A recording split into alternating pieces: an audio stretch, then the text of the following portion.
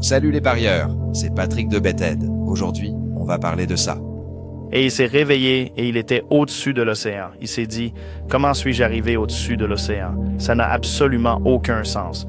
Et la quantité de carburant manquante dans son avion n'avait aucun sens qu'il ait pu aller aussi loin. Ce qu'ils disent, et il y a un enregistrement de cela, c'est que ce type est entré en transe et canalisait une intelligence extraterrestre.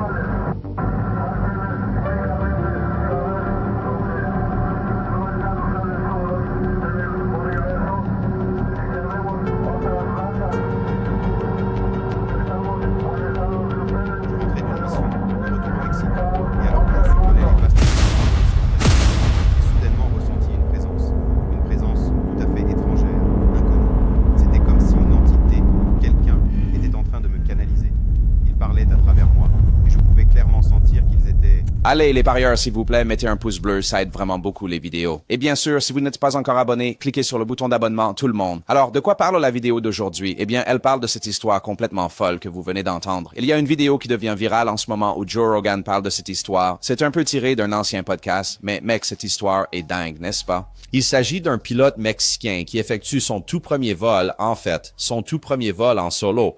Et apparemment, il est canalisé par des extraterrestres qui l'utilisent comme un microphone pour délivrer un message. Nous allons donc nous plonger là-dedans. C'est très, très intéressant. D'accord? Alors, commençons. Alors, ce pilote mexicain volait et en plein vol, il s'est retrouvé confus. Il ne savait pas ce qui s'était passé et putain, il s'est endormi et il s'est réveillé au-dessus de l'océan. Il s'est dit, comment suis-je arrivé au-dessus de l'océan? Ça n'a aucun sens.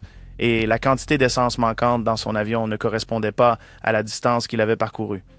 Et ce qu'il raconte, et il y a même un enregistrement sonore de cela, c'est que cet homme est entré dans une sorte de transe profonde et qu'il était en train de canaliser une entité extraterrestre. Une intelligence qui, par la voix de cet homme, expliquait que la race humaine est la seule race intelligente dans l'univers qui utilise encore la guerre, qui continue de tuer des gens et de s'engager dans des conflits à grande échelle et qui possède des armes nucléaires. Et qu'ils doivent absolument cesser de faire cela, sinon quelqu'un interviendra. Bon, alors, écoutez, nous allons aborder le message enregistré de ce type plus tard dans la vidéo. Mais avant toute chose, il nous faut un peu de contexte et nous devons explorer l'histoire un petit peu plus en détail. D'accord? Alors, ce qui est intéressant, c'est que 1 an avant que Raphaël ne vive cette expérience, n'est-ce pas, ce pilote mexicain, il y avait un autre pilote mexicain qui avait une histoire un peu similaire. Le 3 mai 1975, le pilote mexicain Carlos Antonio Santos Montiel revenait de la ville de Zihuatanejo à bord de son avion, en direction de l'aéroport international de Mexico. Soudainement, alors qu'il se trouvait à l'altitude de Tequesquitengo, dans l'état de Morelos, il fut intercepté en plein... Son vol était accompagné par 2 objets volants non identifiés, qui se trouvaient un sur chaque aile de son avion, et un 3e objet l'a percuté, se logeant dans la partie inférieure du fuselage de l'appareil. Le pilote, pris d'une grande frayeur, a immédiatement communiqué à la tour de contrôle de Mexico l'étrange et inquiétante situation qu'il était en train de vivre à ce moment précis. Nous allons maintenant écouter un fragment de l'enregistrement original dans lequel vous pourrez entendre toute l'anxiété et l'incertitude que le pilote a vécu à ce moment crucial où il a rapporté avoir perdu le contrôle d'avion. Le 4 mai 1975, après avoir frôlé une quasi-catastrophe,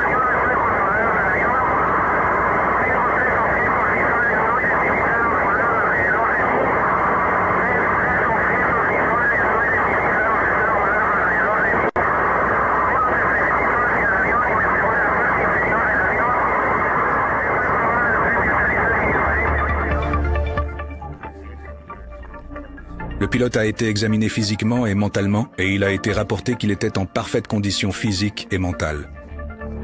L'affaire Carlos Antonio de los Santos a acquis une très grande notoriété, tant au niveau national qu'international, à tel point que l'une des principales répercussions qu'il a subies pour avoir révélé son expérience fut d'être harcelé par de mystérieux hommes en noir qui l'ont menacé afin qu'il ne parle plus de son expérience. C'est plutôt intéressant. En fait, l'histoire de Raphaël arrive un an après celle de Carlos. Maintenant, ça pourrait être un signal d'alarme pour vous. Et ça l'est un peu pour moi aussi, soyons honnêtes. Mais c'est quand même une histoire passionnante. Ce sera une de ces vidéos où c'est à vous de décider par vous-même. Vous savez, le genre de choses où vous devez vous faire votre propre opinion. Alors, écoutez, passons et parlons de l'histoire. Mais avant ça, je dois garder les micros allumés, les amis. Hey, parieur, j'ai une autre journée de folie devant moi. Je fais des recherches pour ma prochaine vidéo d'OVNI et je n'ai pas le temps de penser au repas. Ça vous parle? C'est pourquoi Well est devenu mon incontournable. Well est un repas végétal, riche en protéines, nutritionnellement complet, développé par des nutritionnistes agréés, rapide à préparer, super pratique et ça m'aide à être régulier sans la fatigue des décisions incessantes. Plus de stress à savoir quoi manger.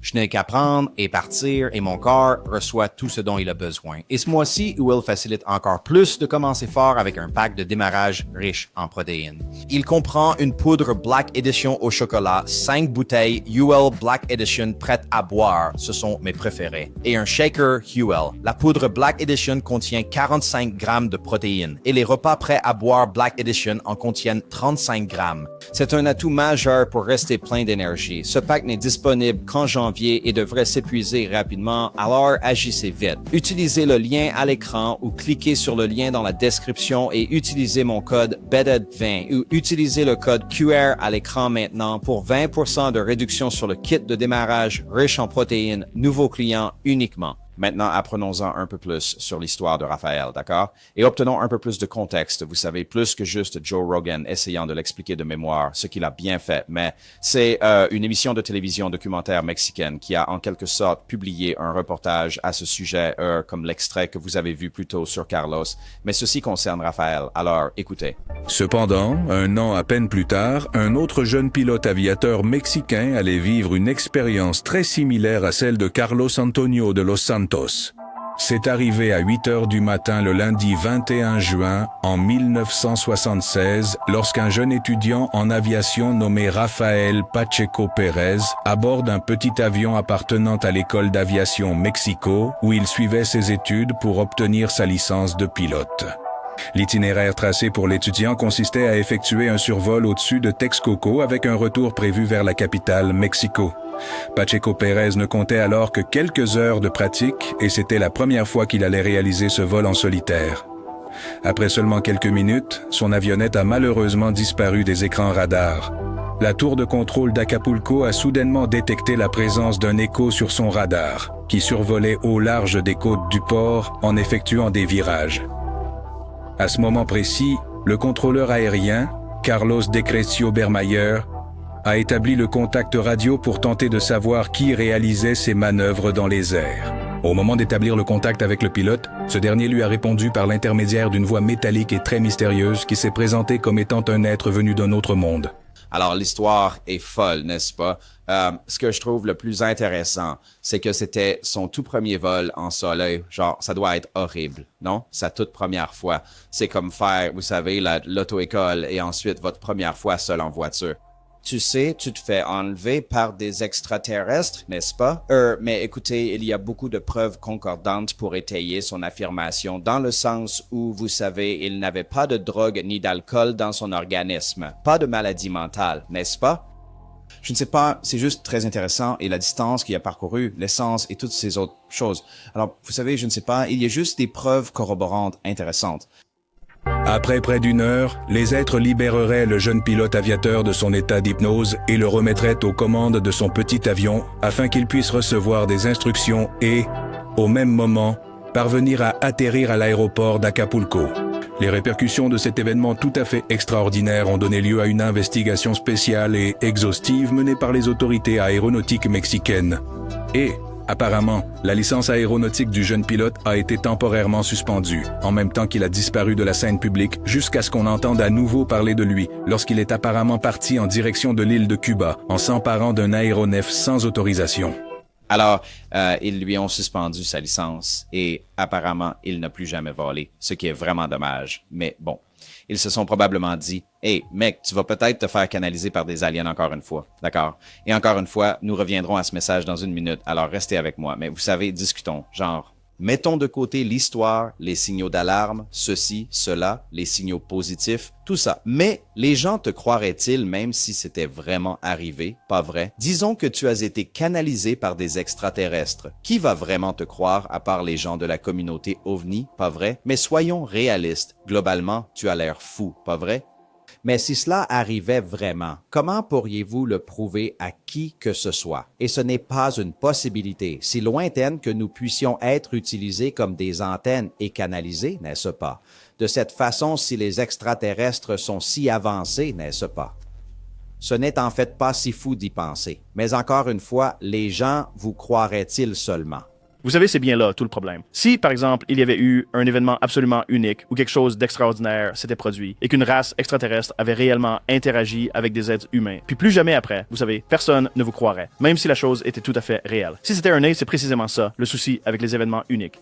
Nous fondons la réalité sur ce que nous expérimentons et ce que tout le monde expérimente au quotidien, ce dont nous avons des preuves. Mais si quelque chose d'absolument unique comme ça s'était produit où ils auraient dit « c'est le seul moyen de communiquer, leur équipement est trop primitif ».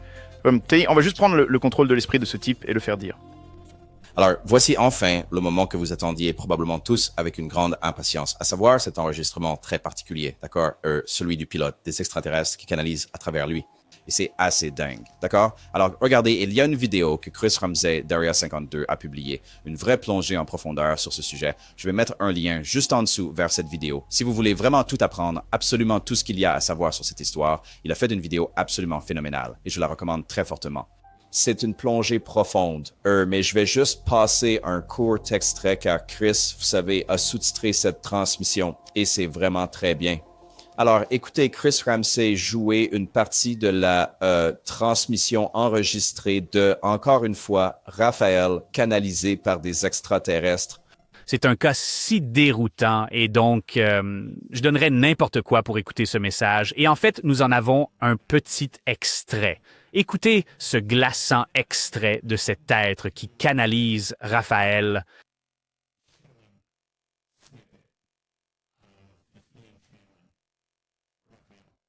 El piloto de estado exótico a través de él mismo está transmitiendo este mensaje. Usted está haciendo la distancia a través del piloto, ¿correcto? Es correcto. Él únicamente está hablando porque así se le ordena. Esta es su voz.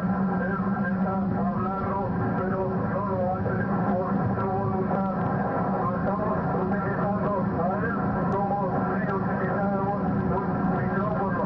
Nos importaba mucho quiénes somos y de dónde venimos. Antes de saber lo que somos ustedes, habitantes de este universo al que ustedes pertenecen,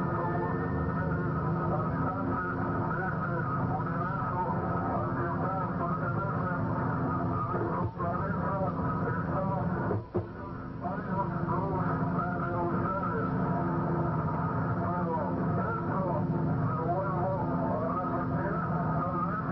varios nubes entre ustedes.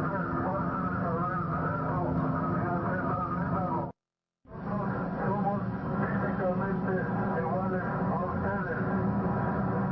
Les vuelvo a repetir, de todas las razas del universo somos físicamente iguales.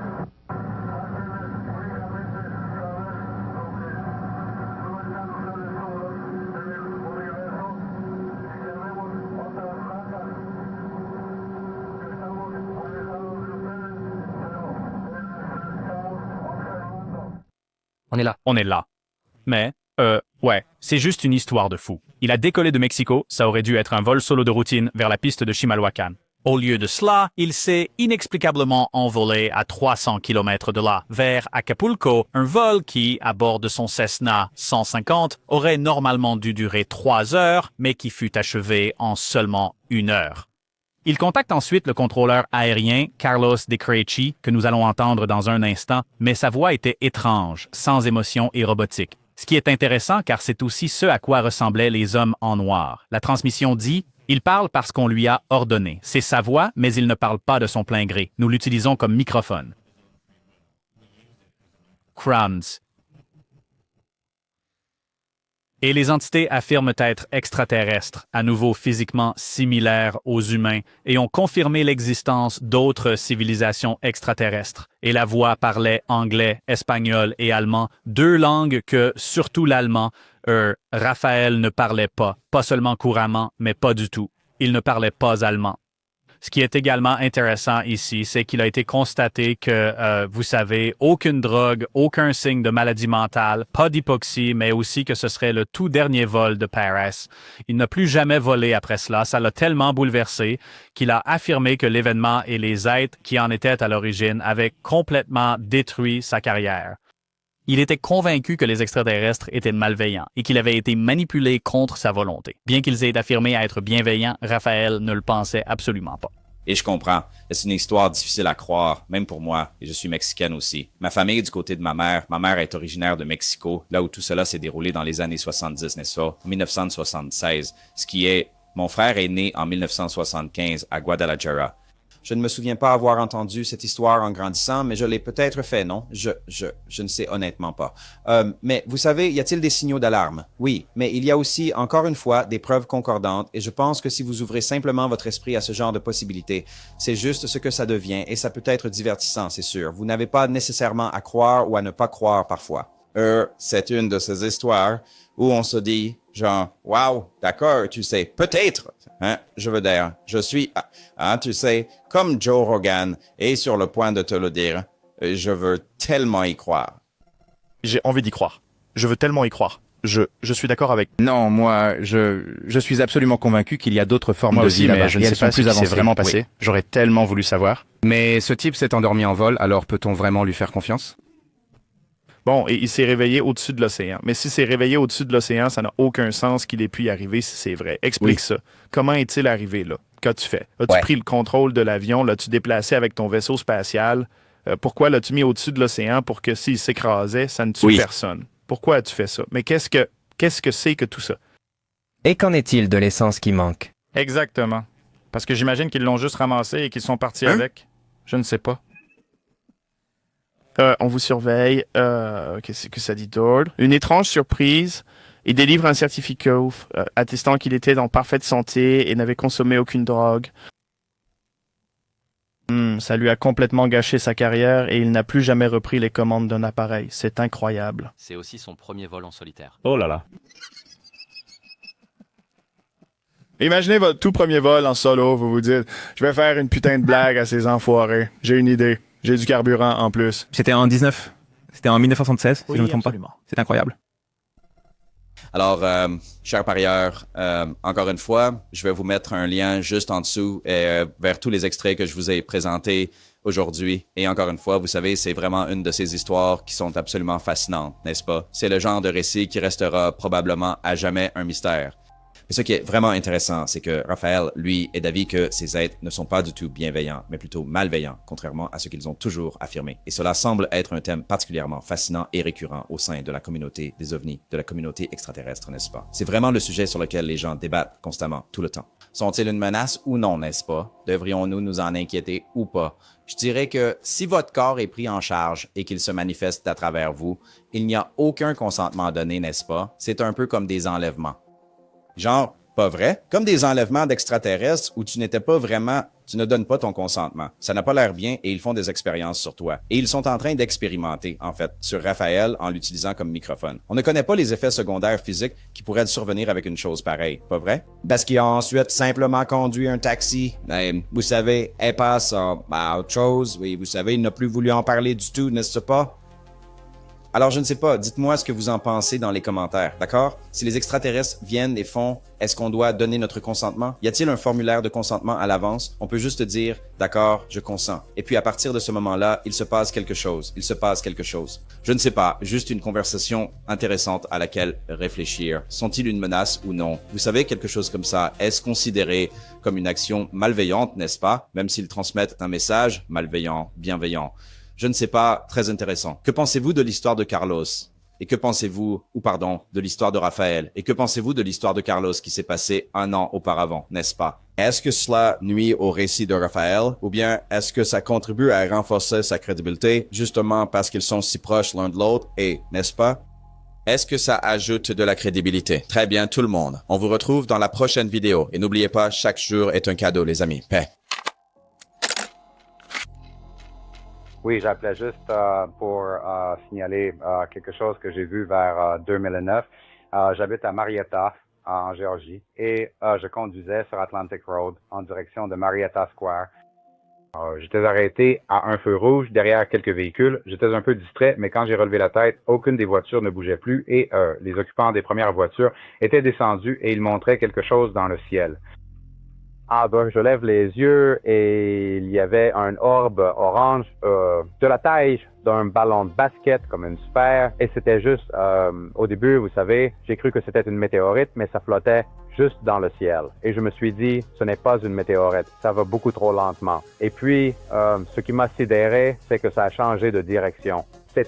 Ça descendait en biais, on aurait dit que ça flottait à travers le ciel, et puis, mais pas comme un ballon. Ça flottait plutôt en ligne droite. Mais vous savez, on aurait dit qu'il flottait parce que, vous savez, on ne voyait pas de propulsion ou quoi que ce soit. Et puis, vous savez, il s'est tourné vers le haut en biais et il est juste parti. Et ça fait tellement longtemps que je ne me souviens même plus s'il est juste parti dans le ciel ou, vous savez, mais je crois que les voitures ont commencé à bouger à un moment donné et j'ai sauté dans ma voiture et j'ai commencé à rouler. Alors, il y a un point important à mentionner. C'est que j'habite vraiment tout près de Lockheed. Ma maison se trouve à seulement 5 ou 6 minutes de Lockheed. Et Marietta Square se trouve à proximité de la base aérienne de Dobbins et Lockheed aussi.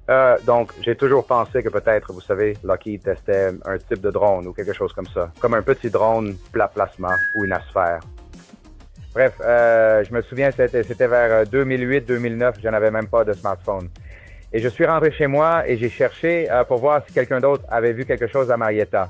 Et je n'étais pas le seul. Il y a pas mal de gens qui l'ont vu, au moins 10-15 personnes.